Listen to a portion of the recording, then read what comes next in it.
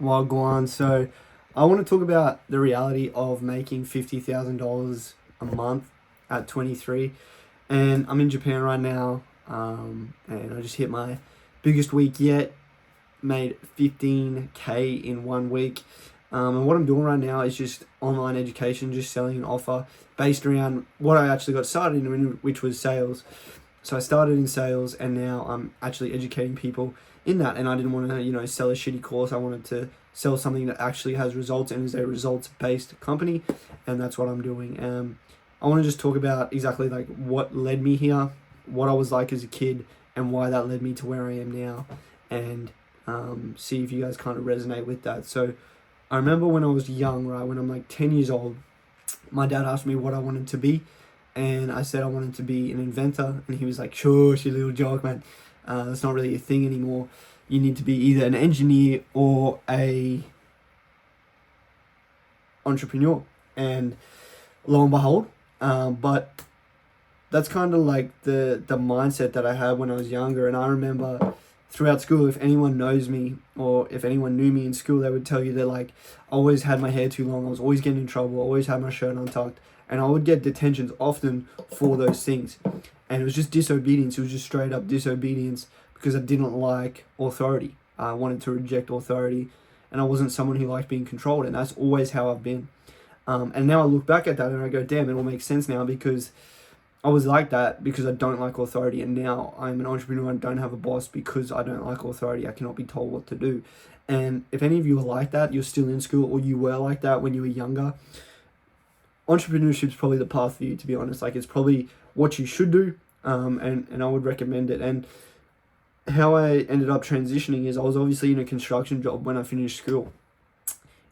Authority, like I'm getting told what to do, I didn't like it. But the fact of the matter is like I finished school, and then like 3 to 4 years out of school, I left home and all these things.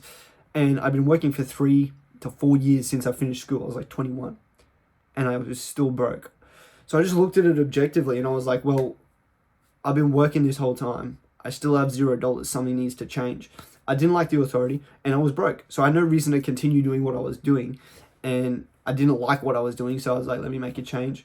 Then I started looking at different options, got introduced to high ticket sales. And then I was like, I want to learn from the source. I don't want to learn from someone who bought a sales course, who bought a sales course from someone that bought a sales course. I want to learn from the person who's been in the game for like 10 plus years. And that's what I did. I found the person who'd been in the game the longest. There was only really like 2 or 3, especially in the remote closing high ticket sales space. I found him and I started to learn from him. Being the person I am, built a really, really good relationship with that person, and then use that to just leverage, get connections, and build and get all the skills I needed to get to where I am now. And that's basically how I got my start, how I grew up, how I transitioned from working a shitty job into the more entrepreneurial side of things. And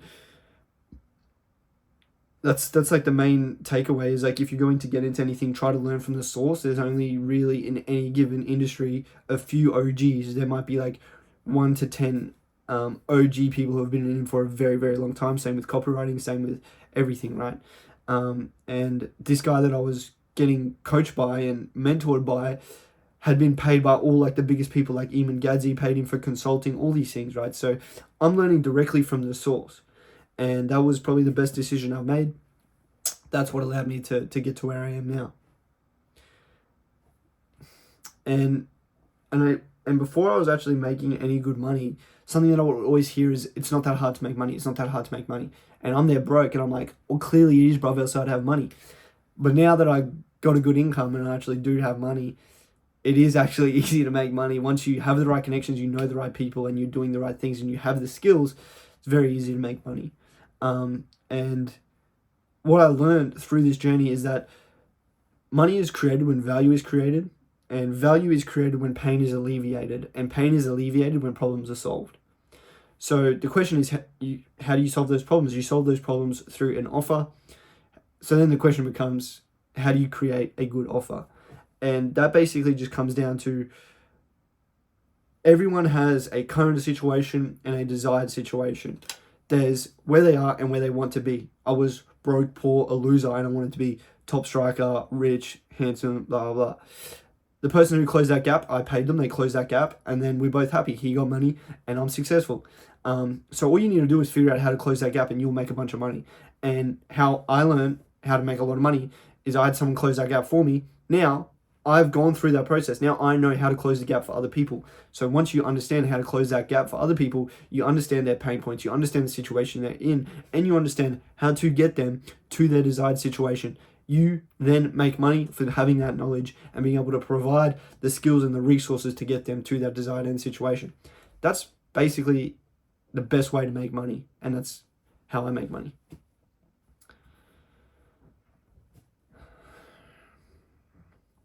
I think it's also important to understand that your income is a direct reflection of the quality of your skills times by the amount of focused work that you've put in over the last 6 months towards that pursuit.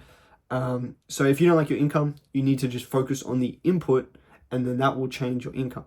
Remember, the quality of your skill sets times the hours of quality focused work you've put into that is your income. So if you don't like your income, focus on your input and your income will increase.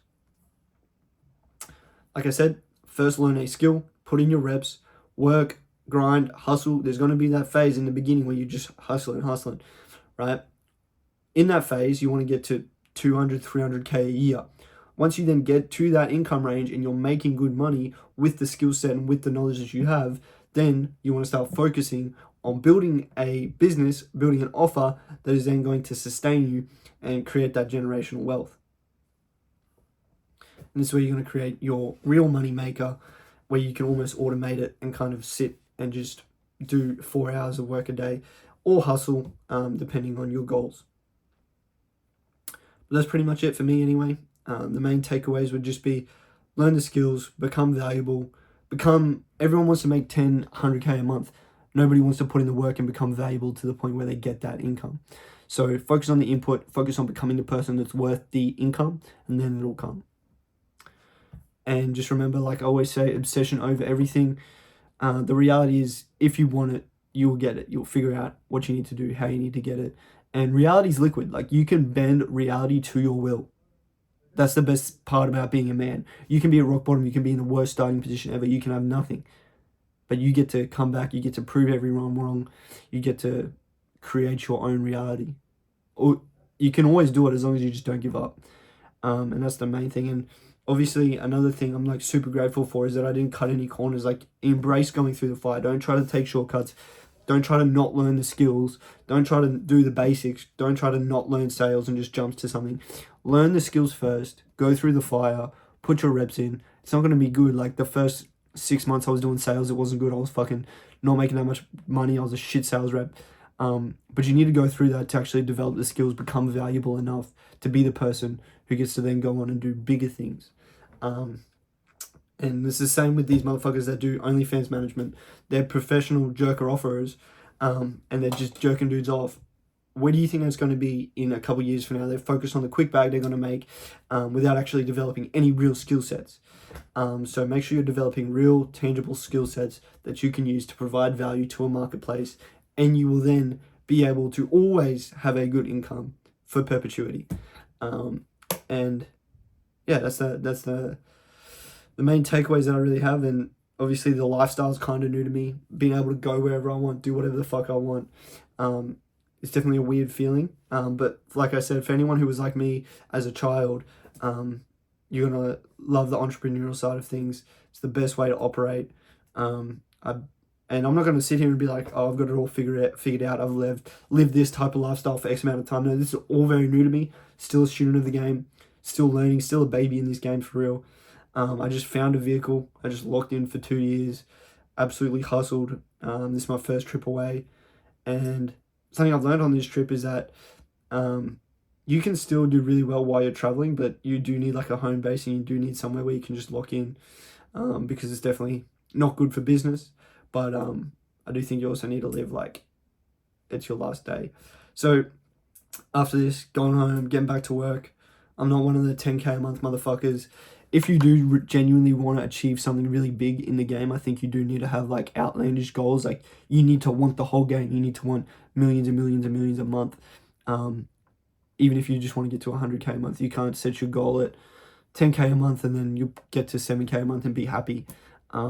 It's you really need to shoot for the fucking whatever, as high as possible. But yeah, I know none of that's going to happen off the back of anything but 120% effort and focus. And with that, the reality of getting back to work and making 50K a month is, yeah, me going and doing that. So that's like the reality of making 50K a month. And until next time, love.